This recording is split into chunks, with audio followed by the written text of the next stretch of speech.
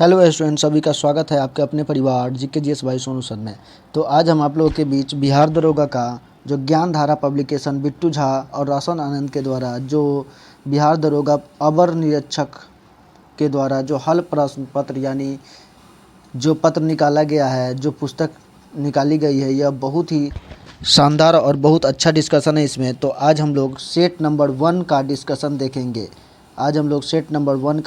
देखेंगे। जो यह प्रीवियस ईयर क्वेश्चन है और इसका डिस्कशन बहुत ही शानदार है।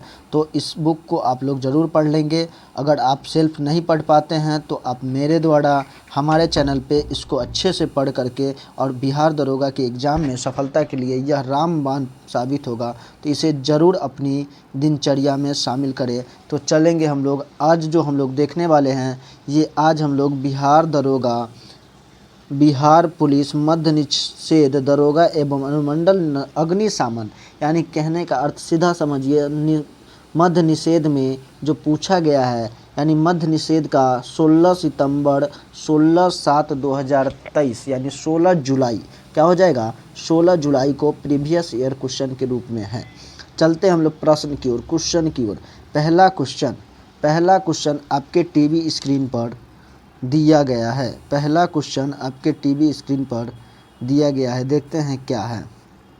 पहला क्वेश्चन है, कीव राजधानी है, तो कीव किसकी राजधानी होगा? तो कीव जो है यूक्रेन की राजधानी है। कीव जो है यूक्रेन की राजधानी है। यूक्रेन की अगर हम लोग बात करें तो 1991 में यह यूएसएसआर से टूटा था। यूएसएसआर का ही यह क्या है, सदस्य है। यूएसएसआर से इसकी उत्पत्ति हुई थी। 1991 में जो यूएसएसआर है यह 15 देशों में विभक्त हो गया था और उसी का हिस्सा यूक्रेन है। यूक्रेन की राजधानी कीव है। स्विट्ज़रलैंड की बात करें तो इसे क्या कहा जाता है, तो स्विट्ज़रलैंड को यूरोप का खेल का मैदान कहा जाता है। यूरोप का खेल का मैदान किसे कहा जाता है? स्विट्ज़रलैंड को कहा जाता है। ठीक है। स्विट्ज़रलैंड की राजधानी कहाँ हो जाएगी? तो स्विट्ज़रलैंड की राजधानी है बर्न। उसके बाद स्वीडन की राजधानी अगर हम बात करें तो स्कॉटलैंड कहाँ हो जाएगा? स्कॉटलैंड हो जाएगा। और स्पेन की राजधानी कहाँ हो जाएगी? तो मैड्रिड हो जाएगी स्पेन की राजधानी। चलते हम लोग अगले प्रश्न की ओर। अगला प्रश्न आपके टीवी स्क्रीन पर, अगला प्रश्न कह रहा है, अगला प्रश्न देखेंगे, कह रहा है 1857 के विद्रोह के दौरान जगदीशपुर में इसका नेतृत्व किसके द्वारा किया गया था? तो जगदीशपुर में इसका नेतृत्व कुंवर सिंह के द्वारा किया गया था। कुंवर सिंह जो थे वो आड़ा के जगदीशपुर से इनका संबंध था और ये 1857 के क्रांति का ये विद्रोह बिहार से, और बिहार से कुंवर सिंह। अगर हम लोग पटना से बात करें तो पटना से पीर अली, पटना से कौन संबंधित था? पीर अली संबंधित थे। पटना से संबंधित थे पीर अली। ठीक है, पटना से पीर अली। वहीं अगर हम लोग बात करें लखनऊ, तो लखनऊ से कौन संबंधित था? लखनऊ से, तो लखनऊ से संबंधित थे बेगम हजरत महल। बेगम हजरत महल लखनऊ से संबंधित थी। झांसी से, झांसी की रानी, झांसी की रानी झांसी से संबंधित थी। तो आंसर सी निकल के आ चुका है। 1857 की क्रांति के बारे में बात करें तो मेरठ से इसकी शुरुआत हुई थी, मेरठ से, और 10 मई 1857 को इसकी शुरुआत हुई थी। इसके जो नायक थे, नायक कौन थे? तो मंगल पांडे थे, जैसे 8 अप्रैल 1857 को फांसी दे दिया गया था। इसके बाद क्रांति स्टार्ट हो गई थी, मेरठ से इसका केंद्र बिंदु रहा था। चलते हैं अगले प्रश्न की ओर। अगला प्रश्न आपके टीवी स्क्रीन पर 3 नंबर प्रश्न कह रहा है, स्पष्ट आकाश नीला दिखाई देता है क्योंकि? जो स्पष्ट आकाश होते हैं नीला दिखाई देता है क्योंकि वो जो नीला होता है, नीला प्रकाश अन्य सभी प्रकाश के रंगों की तुलना में वायुमंडल में अधिक परिकिरणित होते हैं। बैंगनी और नीला प्रकाश अन्य सभी रंगों के प्रकाश की तुलना में वायुमंडल द्वारा अधिक परिकिरणित होते हैं। इसका आंसर सी निकल के आ जाएगा। चलते हैं अगले प्रश्न की ओर। नेक्स्ट क्वेश्चन आपके टीवी स्क्रीन पर दिया हुआ है। अगला प्रश्न कह रहा है, हिमालय भालू तथा विशाल पांडा किन प्रजातियों का उदाहरण है? तो हिमालय भालू और विशाल पांडा जो है सुमेध प्रजातियों का एग्जाम्पल है। अगर हम लोग बात करें संकटग्रस्त प्रजाति, तो संकटग्रस्त वैसी होती है जो संकट आने वाली है, ठीक है ना, जिस पे संकट आने वाला हो, जो विलुप्त होने के कगार पे हो उसको संकटग्रस्त, और जो विलुप्त हो गया हो उसको विलुप्त जातियाँ कहते हैं। ठीक है, विलुप्त हो गया हो उसको विलुप्त जातियाँ। चलते हैं अगले प्रश्न की ओर। अगला प्रश्न 5 नंबर करा है, भारत की सबसे बड़ी नमक पानी की झील। सबसे बड़ी नमकीन पानी की झील अगर हम लोग बात करें तो सबसे बड़ी कहेगा तो चिल्का झील, लेकिन सर्वाधिक लवणता वाला कहेगा, सर्वाधिक लवणता वाला झील तो क्या हो जाएगा, सर्वाधिक लवणता वाला झील हो जाएगा सांभर झील। सांभर झील कहाँ है तो राजस्थान में, लेकिन चिल्का झील कहाँ है तो उड़ीसा में। और चिल्का झील यह भारत की पहली रामसर साइट में शामिल होने वाला है। रामसर साइट की संख्या अगर हम लोग बात करें तो अभी 43 है, और अंतिम जो है मोइद्दम जो असम का यह कब्रगाह है। ठीक है, डिडवाना झील भी राजस्थान में मिलेगा। डिडवाना झील भी कहाँ मिलेगा तो इसका आंसर सी नंबर के निकल के आ चुका है, चिल्का झील हो जाएगा। ठीक है, चलते हैं अगले प्रश्न की ओर चलते हैं। सोलर सेल बने होते हैं। अगला प्रश्न आपको मिल रहा है, सोलर सेल बने होते हैं तो सोलर सेल क्या चीज़ के बने होते हैं तो सोलर सेल अर्धचालक के बने होते हैं। किसके बने होते हैं, अर्धचालक की अगर हम लोग बात करें तो वैसा जिसमें जो विद्युत का सुचालक भी हो और कुचालक भी हो, थोड़ी थोड़ी मात्रा में उसमें करंट पास करता हो, जैसे सिलिकॉन, जर्मेनियम, आर्सेनिक, यह सब क्या है तो कुचालक अर्धचालक है। और सोलर सेल जो होते हैं अर्धचालक के बने होते हैं। ठीक है, सोलर सेल किसके बने होते हैं, अर्धचालक के बने होते हैं। अगला प्रश्न कह रहा है, द्वितीय विश्व युद्ध में धुरी राष्ट्रों में निम्न में से कौन सा देश शामिल नहीं था। तो धुरी राष्ट्र की बात करें तो धुरी राष्ट्र में 3 प्रमुख देश थे। ठीक है, 3 प्रमुख देश थे, एक ऑस्ट्रिया, इटली, जर्मनी, और बाद में जापान भी इसमें शामिल हो गया था। ठीक है, बाद में जापान भी इसमें शामिल हुआ था द्वितीय विश्व युद्ध में। पहले वो नहीं था। अब हम लोग बात करें इसमें तो कौन शामिल नहीं था तो ब्रिटेन शामिल नहीं था। कौन शामिल नहीं था तो ब्रिटेन शामिल नहीं था। ठीक है, ब्रिटेन शामिल उस समय की बात करें तो ब्रिटेन शामिल नहीं था। ब्रिटेन जो था वो धुरी राष्ट्र में शामिल नहीं था। ब्रिटेन, अमेरिका, फ्रांस, रूस, ये सब मित्र राष्ट्र, ये लोग किस राष्ट्र में थे तो मित्र राष्ट्र के अंतर्गत आते थे। ठीक है, धुरी राष्ट्र में जर्मनी, जापान, इटली इत्यादि शामिल थे।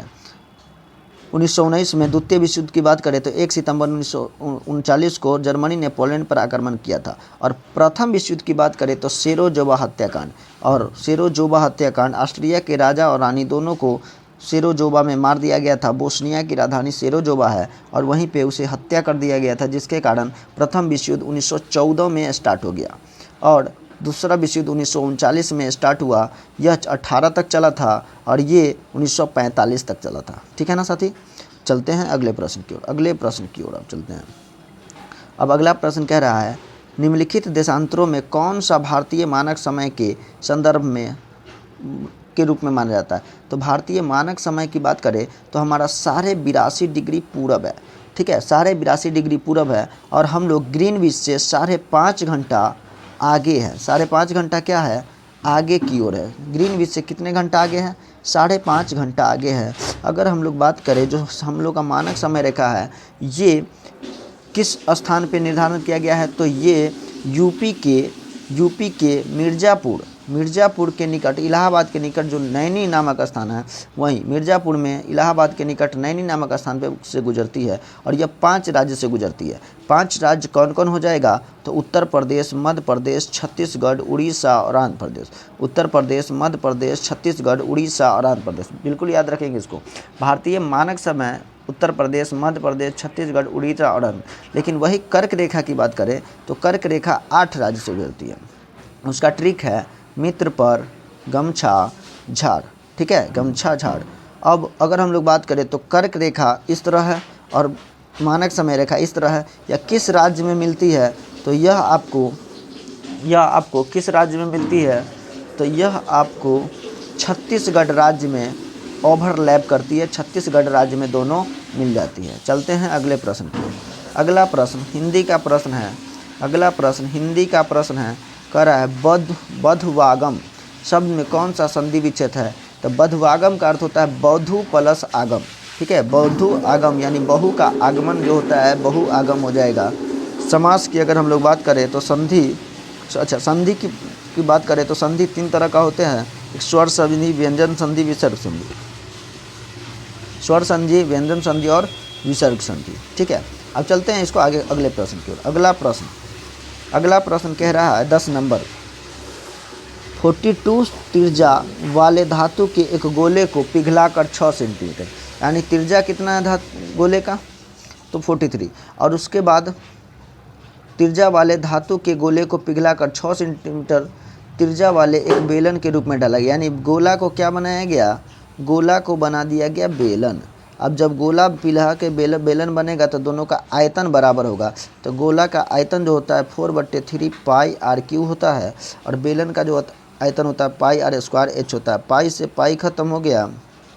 अब यहाँ पे आर का मान 4.2 दिया गया है, तो यहाँ पे 4.2 डालेंगे और इसका क्यू करेंगे। अब बराबर यहाँ पे 6 है तो 6 का स्क्वायर करेंगे और एच। अब यहाँ से दोनों को निकालेंगे तो एच का मान ज़रूर निकल के आ जाएगा, और कितना निकल के आएगा, तो 2.74 निकल के आ जाएगा, जो हमारा आंसर हो जाएगा। जब किसी धातु को पिघलाया जाएगा और कोई दूसरा धातु बनाया जाएगा तो दोनों का आयतन बराबर होगा, और जो वैल्यू आपका दिया रहेगा उसको डाल देंगे, आपका मान निकल के आ जाएगा। देखिए यहाँ पे दोनों के आयतन को बराबर किया गया है, और यहाँ से निकल के आ चुका है 2.4674। अब अगला प्रश्न आपका टीवी स्क्रीन पर आ चुका है कि 11 नंबर, बिहार में पहली बार राष्ट्रपति शासन कब लगाया गया था। तो बिहार में पहली बार राष्ट्रपति शासन 1968 में लगाया गया था। 29 जून 1968 को लगाया गया था। 26 फरवरी 1969 तक रहा था। उस समय बिहार के पास मुख्यमंत्री कौन थे, तो भोला पासवान शास्त्री थे। और अब तक बिहार में कितने लगाए गए हैं, तो 8 बार राष्ट्रपति शासन लगा चुके हैं। अंतिम बार 2005 में लगा था। अगर हम लोग उस समय राज्यपाल की बात करें तो नित्यानंद कानूनगो जो थे, नित्यानंद कानूनगो उस समय क्या थे, तो राज्यपाल थे। ठीक है, अगले प्रश्न की ओर चलते हैं। अब अगला प्रश्न आपके टीवी स्क्रीन पर आ चुका है कि प्रधानमंत्री पीबीटीजी विकास मिशन, प्रधानमंत्री यानी पीबीटीजी विकास मिशन के विकास से संबंधित है। तो किसके विकास से संबंधित है, तो पीबीटीजी की बात करें तो पार्टिकुलर वल्नरेबल ट्राइबल्स ग्रुप्स, यानी एसटी ट्राइबल्स, यानी क्या कहेंगे, एसटी ग्रुप, यानी आदिवासी से संबंधित है। ठीक है, पीबीटीजी की बात करें तो यह योजना 100% कराए प्रधानमंत्री पीबीटीजी विकास मिशन आदिवासी समूह के आर्थिक विकास के लिए है। पार्टिकुलर वल्नरेबल ट्राइबल ग्रुप्स जनजाति मामले के मंत्रालय ने पीबीटीजी के विकास की योजना लागू की है, जिसमें उनके व्यापारिक, सामाजिक, आर्थिक विकास के लिए 75 विशेष रूप से कमज़ोर जनजाति समूह, ठीक है, जिसमें अनुसार राज्य में 100% सहायता दिया जाएगा। अगला प्रश्न अब कह रहा है, भारतीय अंतरिक्ष नीति 2023 के अनुसार कौन सी संस्था अंतरिक्ष प्रौद्योगिकी अनुसंधान और विकास पर ध्यान देती है, तो वो कौन हो जाएगा, इसरो हो जाएगा। इसरो की अगर हम लोग बात करें तो इंडियन स्पेस रिसर्च ऑर्गेनाइजेशन होता है। ठीक है, रिसर्च ऑर्गेनाइजेशन। नीति आयोग अब कह रहा है बास्केटबॉल के मैदान को क्या कहते हैं, तो बास्केटबॉल के मैदान को क्या कहा जाता है, तो आंसर हो जाएगा बास्केटबॉल के मैदान को कोर्ट कहा जाता है। क्या कहा जाता है, कोर्ट कहा जाता है। और बास्केटबॉल खेल का आविष्कार किसने किया था, तो जेम्स स्मिथ ने किया था, 1891 में अमेरिका में किया था। ठीक है, बास्केटबॉल को मैदान को कोर्ट कहा जाता है। चलते हैं अगले प्रश्न की ओर। राज्यसभा के कितने सदस्य मनोनीत किए जाते हैं, तो राज्यसभा में 12 सदस्य मनोनीत किए जाते हैं। और यह कहाँ से लिया गया है, तो आयरलैंड के संविधान से लिया गया है। राष्ट्रपति को यह अधिकार है कि वो राज्यसभा में 12 सदस्यों का मनोनयन सेल्फ करते हैं। ठीक है, और वैसे व्यक्ति को करते हैं जो साहित्य, विज्ञान और समाज सेवा में विशेष अनुभव और ज्ञान रखता है। अगला प्रश्न कह रहा, विजयनगर साम्राज्य में अमरम शब्द क्या था, तो अमरम क्या था, तो सैनिकों को दिया जाने वाला अनुदान था। सैनिकों को जो अनुदान दिया जाता था जिसे अमरम कहा जाता था। ठीक है, चलते हैं अगले प्रश्न की ओर चलते हैं। राष्ट्रपति की सलाह से लोकसभा को भंग कर सकता है। राष्ट्रपति सलाह से, किसकी सलाह से, तो प्रधानमंत्री की सलाह से लोकसभा को भंग कर सकता है। और इसकी चर्चा अनुच्छेद 85 में दिया गया है। ठीक है, लोकसभा को भंग करने का यानी सत्रावसान करने का अनुच्छेद 85 के तहत दिया गया है। अगला प्रश्न कह रहा है कि प्रायद्वीपीय पठार की सर्वोच्च चोटी है। प्रायद्वीपीय पठार की सर्वोच्च चोटी क्या हो जाएगा, तो प्रायद्वीपीय पठार की सर्वोच्च चोटी अनाईमुडी है। जोधा बेटा की बात करें तो यह नीलगिरी की सबसे ऊंची चोटी है। नीलगिरी पर्वत पश्चिमी घाट और पूर्वी घाट को मिलाने वाली पर्वत है। महेंद्रगिरी जो है वो पूर्वी घाट की सबसे ऊंची चोटी है, पूर्वी घाट की। आगे, मोती प्राप्त करने के लिए संवर्धन किया जाता है। तो मोती प्राप्त करने के लिए संवर्धन किसका किया जाता है? तो ओस्टर का। किसका? ओस्टर का संवर्धन किया जाता है। मोती प्राप्त करने के लिए ओस्टर का संवर्धन किया जाता है। ओस्टर की दृष्टि से मन्नार की खाड़ी, कच्छ की खाड़ी एवं सौराष्ट्र का समुद्री किनारा महत्वपूर्ण, इससे मोती प्राप्त की जाती है। मनुष्य में नेत्र में पुतली के आकार का नियंत्रण। तो पुतली के आकार का नियंत्रण कौन करेगा? तो पुतली के आकार के नियंत्रण की बात करें तो पुतली के आकार को नियंत्रण करता है परितारिता। ठीक है, हमारे आँखों के में जो बीच में होता है उसे कहते हैं हम लोग परितारिता, और जो बीचों बीच में एक छोटी सी आकृति होती है, छोटा सा होता है, उसे कहते हैं हम लोग पुपिल। ठीक है, उसे क्या कहते हैं? पुपिल कहते हैं। तो जो पुतली होता है उसके आकार का नियंत्रण परितारिता आइरिस के द्वारा किया जाता है। कॉर्निया के पीछे, कॉर्निया जो है नेत्रदान में किसका प्रयोग किया जाता है? कॉर्निया का प्रयोग किया जाता है। और प्रतिबिंब कहाँ बनता है? तो प्रतिबिंब बनता है रेटिना पे। जो हमारा लेंस होता है, आँख होता है, किस लेंस की भांति काम करता है? तो उत्तल लेंस की भांति काम करता है। और इस पर बना प्रतिबिंब कैसा होता है? तो हमेशा छोटा प्रतिबिंब बनता है। ठीक है, चलते हैं अगले प्रश्न की ओर। अब अगला प्रश्न कह रहा है, निम्न में कौन सी केंद्रीय प्रवृत्ति का कौन सा समास अवलोकनों पर आधारित नहीं है? तो केंद्रीय प्रवृत्ति के लिए गुणोत्तर माध्य का मान सभी अवलोकनों पर आधारित होता है। केंद्रीय प्रवृत्ति औसत मानों की 5 संख्याएं माम है: समांतर माध्य, बहुलक, मध्यिका, ज्यामितीय माध्य और हरात्मक माध्य। ठीक है, जिसमें आप लोग याद रखेंगे केंद्रीय प्रवृत्ति में गुणोत्तर माध्य को रखा जाता है। अब आगे अगला प्रश्न, अधिक अपवर्तनांक वाला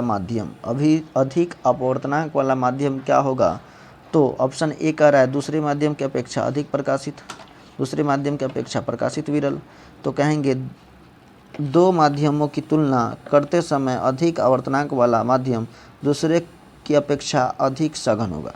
देखिए, जो पदार्थ जितना सघन होगा, जितना घना होगा, उसका अपवर्तनांक उतना ज़्यादा होगा, अपवर्तनांक उतना ज़्यादा होगा। लेकिन इसमें प्रकाश की चाल सबसे कम होगा।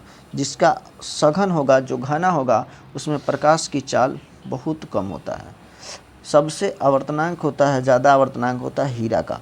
हीरा का आवर्तनांक कितना होता है? 2.42 होता है हीरा का आवर्तनांक। और सबसे कम आवर्तनांक यानी की बात करें तो निर्वात का होता है 0। निर्वात में प्रकाश की चाल सर्वाधिक होगा, 3 लाख किलोमीटर प्रति सेकंड की स्पीड से चलती है। आगे चलते हैं, सतलज तथा काली नदी के मध्य हिमालय को जाना जाता है। तो सतलज और काली नदी के बीच सबसे पहले अगर हम लोग देखेंगे तो हिमालय के आधार पे, नदी के आधार पे हिमालय का विभाजन किया गया है। हिमालय के आधार पे, अगर ये हिमालय है तो नदी के आधार पे हिमालय का विभाजन। सबसे पहले सिंधु नदी, फिर सतलज नदी, फिर काली नदी। ठीक है, और उसके बाद तीस्ता नदी, उसके बाद व्यास नदी। सिंधु और सतलज के काली के बीच के क्षेत्र को पंजाब हिमालय कहा जाता है। कौन सा हिमालय कहा जाता है? पंजाब हिमालय। उसके बाद सतलज और काली के बीच को क्षेत्र को कुमायूं हिमालय कहा जाता है। कुमायूं हिमालय या हिमाचल हिमालय कहेंगे उसको। उसके बाद काली और तीस्ता नदी के बीच के क्षेत्र को नेपाल हिमालय क्या कहा जाता है? नेपाल हिमालय। और काली और तीस्ता के बीच के असम हिमालय कहा जाता है। अब हमें पूछा है सतलज और काली, तो सतलज और काली के बीच क्या हो जाएगा? कुमायूं हिमालय। क्या हो जाएगा?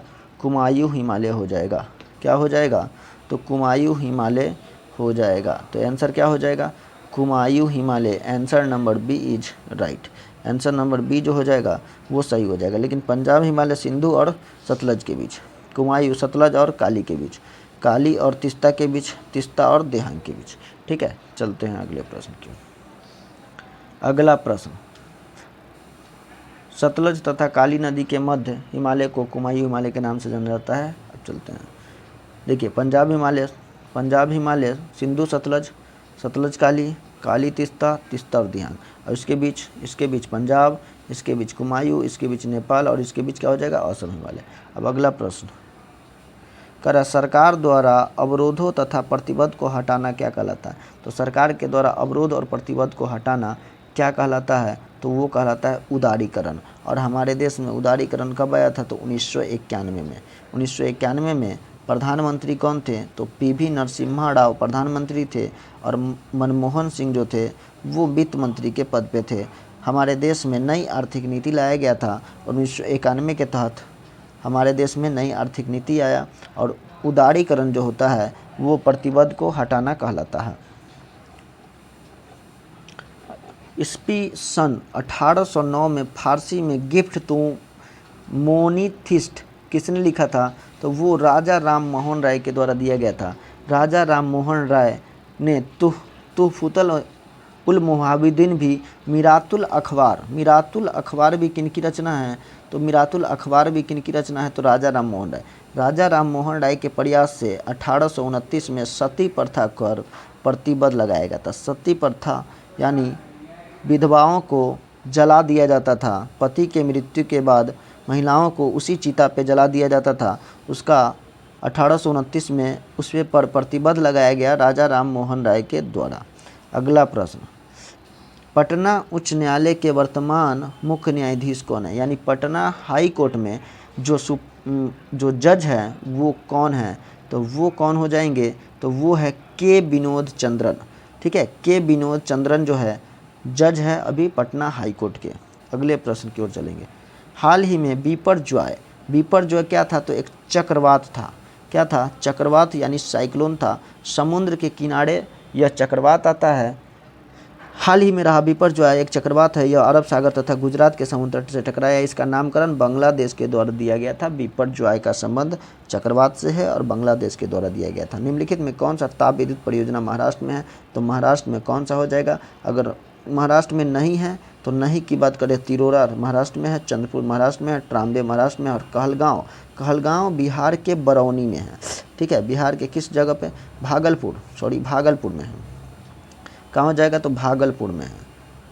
चलिए चलते हैं अगले प्रश्न की ओर। अगला प्रश्न कह रहा है किसी वस्तु का चंद्रमा पर भार पृथ्वी के भार का क्या होता है? तो 1/6 होता है। क्या हो जाएगा? 1/6 भाग हो जाएगा। यानी पृथ्वी पर किसी व्यक्ति का वजन अगर भार की बात करें तो अगर वो 60 केजी है तो चंद्रमा पे मात्र 10 केजी होगा। लेकिन द्रव्यमान की बात करें तो द्रव्यमान हमेशा बराबर होता है। ये जी का मान के कारण W बराबर mg होता है और m जो होता है जी पे डिपेंड करता है। तो जी का मान चंद्रमा पे कम होने के कारण 1/6 भाग आंसर हो जाएगा। पानी का क्वथनांक सेल्सियस यानी पानी का बॉइलिंग पॉइंट, पानी कितना डिग्री पे उबलने लगता है? तो 100 डिग्री सी पर पानी उबलने लगेगा और 0 डिग्री सी पर पानी जमकर बर्फ़ बन जाता है, ठोस बन जाता है। अगला प्रश्न कह रहा रिवर्स रेपो रेट में वृद्धि करने पे। रिवर्स रेपो रेट क्या होता है? रिवर्स रेपो रेट जब RBI बैंकों से उधार लेती है, बैंकों से क्या लेती है? उधार लेती है। तो जब बैंक RBI से उधार लेता है तो उसे कहते हैं रेपो रेट। ठीक है, जब बैंक से RBI उधार ले तो उसे कहा जाता है रिवर्स रेपो रेट। ठीक है, रिवर्स रेपो रेट यह क्या करेगा? तो तरलता को घटा देगा। यह क्या करेगा? तो तरलता को घटा देगा। अगर रिवर्स रेपो रेट यानी RBI बैंकों का बैंक से पैसा ले तो हमारे देश में पैसों की क्या हो जाएगी? कमी हो जाएगी और तरलता घट जाएगी। पैसा तरलता के अंतर्गत आता है तो तरलता को घटा देगा। ठीक है, चलते हैं अगले प्रश्न के। देखिए कह रहा रिवर्स रेपो रेट दर में वृद्धि का प्रभाव क्या होगा? तो रिवर्स रेपो रेट में अगर वृद्धि कर दिया जाए, रिवर्स रेपो रेट में वृद्धि कर दिया जाए तो इसका प्रभाव क्या होगा? रिवर्स रेपो रेट में वृद्धि कर दिया जाए तो इसका प्रभाव क्या क्या हो सकता है? वृद्धि का प्रभाव क्या क्या हो सकता है? तो वाणिज्य बैंक के पास पूंजी की कमी हो जाएगी, क्योंकि RBI जैसे ही ज़्यादा महंगा करेगा तो लोग वहीं जा कर के पैसा जमा कर देंगे, तो बैंकों के पास पैसा नहीं रहेगा। बाज़ार में तरलता कमी हो जाएगी और परिणाम स्वरूप ब्याज दरों में वृद्धि होगी। अर्थव्यवस्था में तरलता की कमी होगी। ठीक है, गागर में सागर भरने का अर्थ होता है थोड़े शब्दों में अधिक कह देना। क्या कह देना? थोड़े शब्दों में अधिक कह देना। गागर में सागर भरने का काम होता है, अर्थ होता है।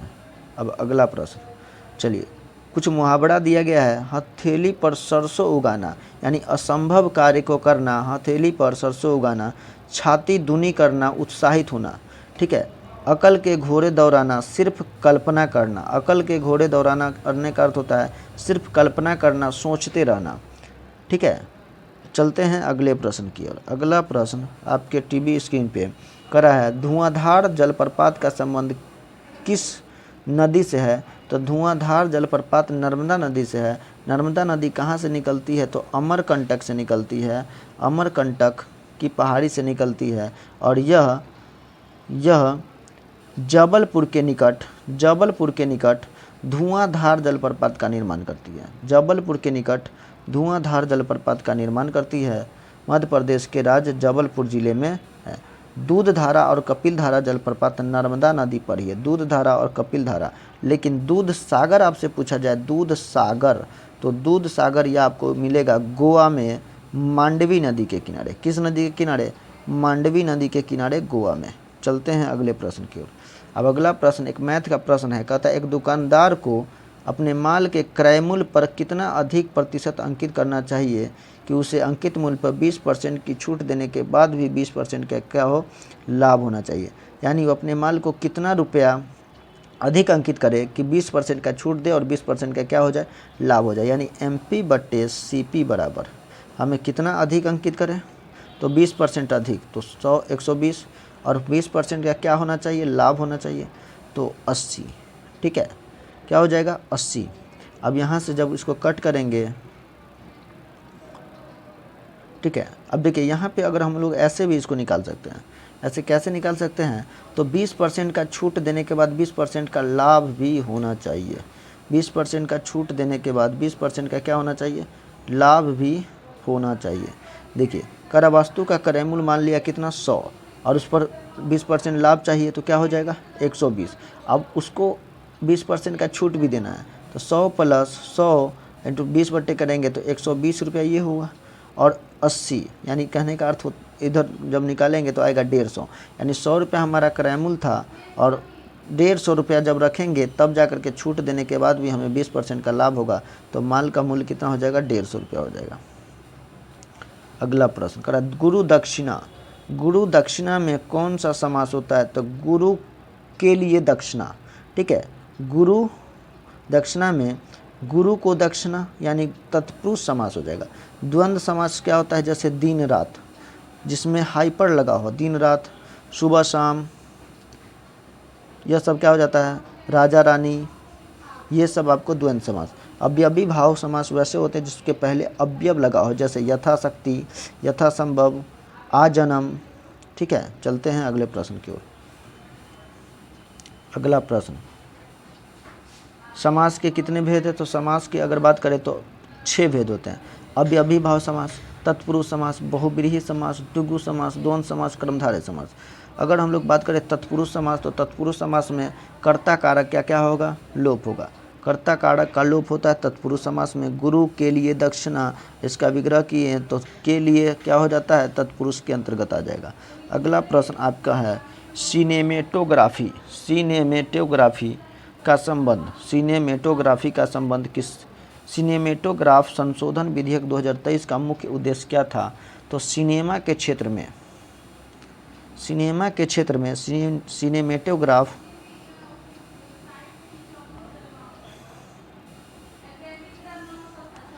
सिनेमा के क्षेत्र में विधेयक 2023 का मुख्य उद्देश्य था पायरेटेड फिल्म कंटेंट को रोकना एवं आयु अनुसार रेटिंग सुनिश्चित करना, है ना। पायरेटेड फिल्म कंटेंट को रोकना, खराब मूवी को रोकना, फिल्म को रोकना, और आयु के अनुसार प्रतिबंध लगा देना, यानी उम्र के अनुसार मूवी को देखना। चलिए अगला प्रश्न कह रहा है निम्न में से किसका उपयोग कांच पर लिखने के लिए किया जाता है? तो कांच पर लिखने के लिए किसका प्रयोग किया जाएगा? हाइड्रोजन फ्लोराइड का प्रयोग किया जाएगा, HF का प्रयोग किया जाएगा।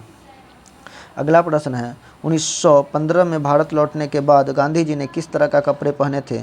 तो गांधी जी ने काठियावाड़ी के किसान की तरह कपड़े पहने थे, लेकिन 1921 में उन्होंने पहली बार धोती पहना था और उसके बाद वो आजीवन धोती पहनते रह गए थे। 1921 में उन्होंने धोती, छोटी धोती धारण की, जिसे वे आजीवन पहनते रहे थे। यह एनसीईआरटी के पेज नंबर 9 में दिया गया है, कक्षा 9 के किताबों में दिया गया है। तो 1921 में वे पहली बार धोती पहने थे। आगे, मध्यकाल में सामंत को उसका लार्ड जो ज़मीन देता था उसे क्या कहते थे? तो उसे फीफ कहा जाता था। ठीक है, क्या कहा जाता? तो फीफ कहा जाता था। आगे, निम्नलिखित में से कौन सा मिश्रण नहीं है? तो मिश्रण की बात कर रहा है, तो मिश्रण, वायु भी एक मिश्रण है, दूध मिश्रित पेय पदार्थ मिश्रण है, आयोडीनिक नमक जो है यह भी मिश्रण है, लेकिन आश्रित जल, शुद्ध जल, यह मिश्रण नहीं है। ठीक है, मिश्रण नहीं है। चलते हैं अगले प्रश्न की ओर। एक देश में एक विशेष वर्ष के दौरान उत्पादित सभी अंतिम, जैसे ही अंतिम कहे तो जीडीपी, क्या याद रखेंगे? जीडीपी। अगले प्रश्न की ओर चले। प्रथम विश्व युद्ध का तत्कालीन कारण क्या था? तो प्रथम विश्व युद्ध का तत्कालीन कारण था ऑस्ट्रिया के राजकुमार आर्क डी फर्डिनेंड का हत्या कर दिया गया था। और हत्या कहाँ किया गया था? तो सेरोजोवा में। सेरोजोवा, बोस्निया की राजधानी सेरोजोवा में राजा और रानी दोनों की हत्या कर दी गई, जिसके कारण प्रथम विश्व युद्ध स्टार्ट हो गया। और कब स्टार्ट हुआ था? तो 1914 में। और कब ख़त्म हुआ था? 1918 में। दो राष्ट्र में गुटों में बटा हुआ था। धूड़ी राष्ट्र, जर्मनी, इटली, ऑस्ट्रिया क्या थे? तो धूड़ी राष्ट्र में। और जो अलग थे मित्र राष्ट्र थे। ठीक है, अगला प्रश्न, नवनिर्वाचित लोकसभा में तत्कालीन अध्यक्ष। तो नवनिर्वाचित लोकसभा में तत्कालीन अध्यक्ष कौन चुनते हैं? किसे चुने जाता है? तो नवनिर्वाचित लोकसभा में तत्कालीन अध्यक्ष किसे? तो उसके लोकसभा के वरिष्ठतम सदस्य को चुना जाता है। प्रोटेम स्पीकर की बात करें तो इनकी नियुक्ति राष्ट्रपति के द्वारा किया जाता है। यह भी क्वेश्चन पूछा गया है। G20 का सदस्य कौन नहीं है? तो G20 का सदस्य इसमें कौन नहीं हो जाएगा? तो इसमें बांग्लादेश नहीं हो जाएंगे। कौन नहीं होगा? तो इसमें बांग्लादेश जो है G20 का सदस्य नहीं है। G20 का सदस्य बांग्लादेश नहीं है। G20 की बात करें तो G20 की अब जो 2025 में बैठक होगी वे दक्षिण अफ्रीका में होने वाली है। कहाँ होगी? तो दक्षिण अफ्रीका में होने वाली है G20 का। और G7 का कहाँ होने वाला है? तो कनाडा में। G7 कनाडा में होने वाला है। निम्न में से कौन सा पादप युग में उभयलिंगी पुष्प होते हैं? उभयलिंगी पुष्प किस में होते हैं? तो उभयलिंगी पुष्प यानी एक ही लिंग, ठीक है, तो वो होते हैं गुड़हल और सरसों में। गुड़हल और सरसों जो होता है, गुड़हल का फूल तो कभी खिलता ही नहीं है, ठीक है ना। तो गुड़हल और सरसों में उभयलिंगी पुष्प होते हैं। जब पुष्प में पुंकेसर और स्त्री केसर दोनों उपस्थित हो तो उन्हें उभयलिंगी कहा जाता है, यानी दोनों लिंग, ठीक है, नर और मादा भाग दोनों उपस्थित हो उसे कहा जाता है उभयलिंगी। कौन हो जाएगा? गुड़हल और सरसों। Option number A is right. Tokyo Olympic में सुमित नागल ने भारत का प्रतिनिधित्व किया है। तो सुमित नागल ने टोक्यो ओलंपिक में टेनिस के रूप में, ठीक है, टेनिस के रूप में, यानी टेनिस के खिलाड़ी हैं सुमित नागल। अगला प्रश्न, भौगोलिक अनुसंधान में किस देश ने यूरोप का नेतृत्व प्रदान किया है? तो यूरोप का नेतृत्व किसने प्रदान किया है?